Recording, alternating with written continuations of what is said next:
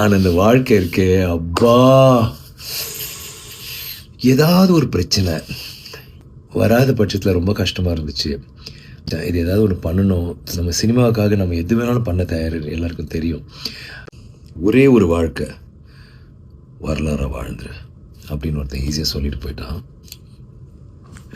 ஆனால் இந்த வாழ்க்கை இருக்கே அப்பா,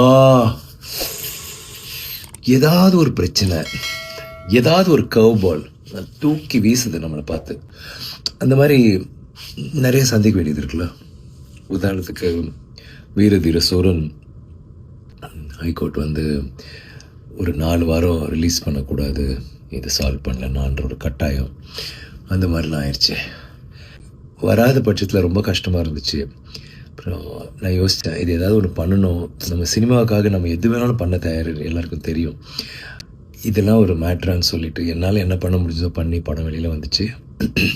அந்த தியேட்டருக்கு வந்து பார்த்த ஒவ்வொருத்தரும் முன்னாடி என்ன சொன்னாங்களோ அதை விட அழகாக நிறையா, எஸ்பெஷலி ஃபேமிலிஸ் நீங்கள் பார்த்தீங்கன்னா அவ்வளோ வீடியோஸ் எல்லோரும் வந்துட்டு சூப்பராக இருக்குது, பயங்கரமாக இருக்குது, மாஸாக இருக்குது, ரொம்ப என்ஜாய் பண்ணோம், சீட் நுனியில் உட்காந்து பார்த்தோம், அவ்வளோ நல்லா இருந்துச்சு படம் அப்படி இப்படின்னு சொல்கிற போது கேட்குறதுக்கு அவ்வளோ சந்தோஷமாக இருந்துச்சு. அண்ட் இப்போது அது வந்து ஒரு பெரிய ஒரு வெற்றியை நோக்கி தான் போயிட்டுருக்குன்னு ரொம்ப உறுதியாக எங்களால் சொல்ல முடியுது. அதை நினச்சி பார்க்கும்போது எனக்கு நன்றி மட்டும்தான் எனக்கு உள்ளே தோணுது. உங்களுக்கு நன்றி சொல்லணும். இந்த படம் வந்து உங்களுக்காக பண்ண படம். இது வந்து நாங்கள் நினச்சது நடந்துச்சு, சேர வேண்டிய இடத்துல சேர்ந்துட்டுருக்குன்னு நினைக்கிறபோது ரொம்ப சந்தோஷமாக இருக்குது. வீரதீர சூரன் வந்து பார்த்தவங்களாம் என்ஜாய் பண்ணியிருப்பீங்க, பார்க்காதவங்க பார்ப்பீங்கன்னு நம்புகிறேன்.